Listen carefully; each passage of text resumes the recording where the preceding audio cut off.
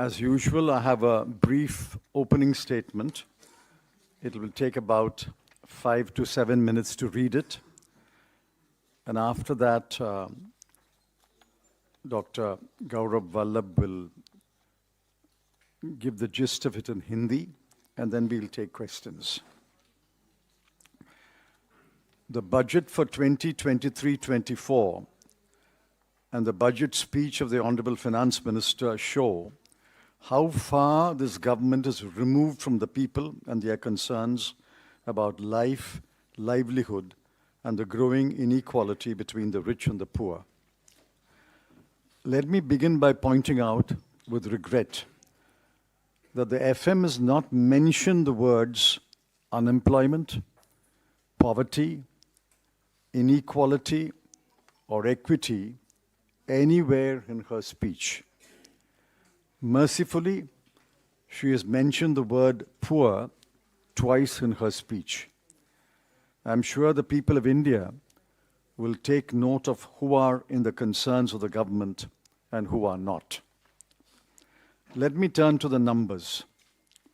Last year, the government estimated the GDP for 2021-22 at rupees 232,14,703 crore, and assuming a nominal growth rate of 11.1%, projected the GDP for 22-23 at rupees 258 lakh crore.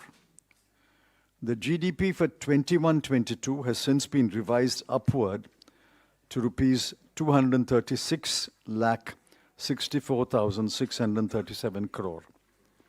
In today's budget papers, the GDP for 22-23 has been estimated at rupees 273 7 lakhs 751 crore, which yields a growth rate of 15.4%, much above the earlier estimate. Given these impressive numbers, real GDP ought to have grown in double digits. Yet the FM and the Economic Survey put the GDP growth at only 7% this year. Will the government explain? The claim of real GDP growth is on the face of lower capital expenditure. Please see the following numbers.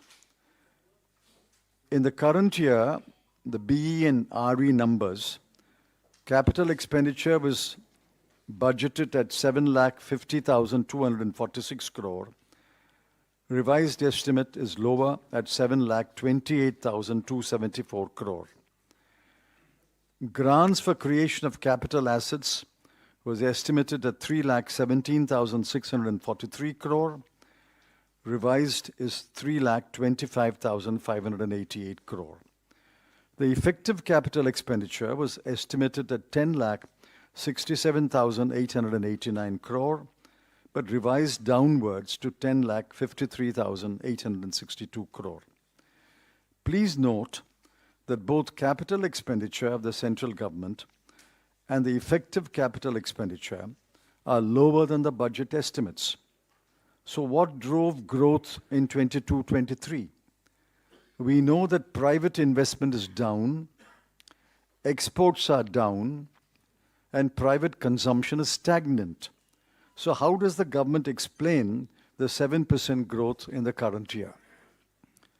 Besides, in 22-23, the growth rates in Q1 and Q2 have been estimated at 13.5% and 6.3% respectively.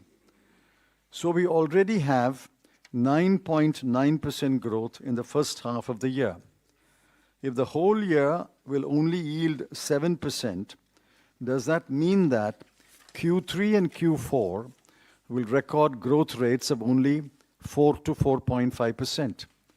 For the whole year, therefore, quarterly GDP growth rate is sliding. 13.5, down to 6.3, down to 4.2, and then eventually down to 4.0. There are other numbers which are disconcerting. The lesson to be drawn is that the government is not spending what was promised on key schemes. Now, I've given the numbers in the BE and the RE. Just look at the numbers. Agriculture and allied activities, 83,521 crore, down to 76,279 crore. PM Kisan, 68,000 crore to 60,000 crore. Education, 104,278 crore to 99,881 crore. Health, 86,606 crore to 76,351 crore. Social welfare, 51,780 crore to 46,502 crore. Urban development, 76,549 crore to 74,546 crore. This is shocking. Umbrella scheme for development of scheduled caste, 8,710 crore to 7,722 crore. Scheduled tribes, 4,111 crore to 3,874 crore. Minorities, 1,810 crore to only 530 crore. And other vulnerable groups, 1,931 crore to 1,921 crore. Now look at transfer to state. What was promised was 3,34,339 crore. But what will be transferred is only 2,70,936 crore. Where have the remaining 64,000 crore gone?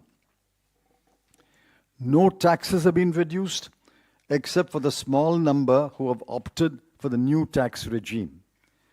No indirect taxes have been reduced. There is no cut in the cruel and irrational GST rates. There is no reduction in the prices of petrol, diesel, cement, fertilizers, etc. There is no cut in the numerous surcharges and cesses which are anyway not shared with the state governments. Who has benefited by this budget? Certainly not the poor, not the youth looking desperately for jobs, not those who have been laid off, not the bulk of the taxpayers, not the homemaker, not the thinking Indians who are shocked by the growing inequality, the rise of the number of billionaires, and the wealth being accumulated in the hands of the 1% of the population. And certainly not you. You have not benefited by this budget. This much is clear. The government is determined to push the fortunes of Gift City, Ahmedabad, at the cost of other commercial and financial centers. The government is also determined to push the new tax regime, for which there are few takers for a variety of reasons.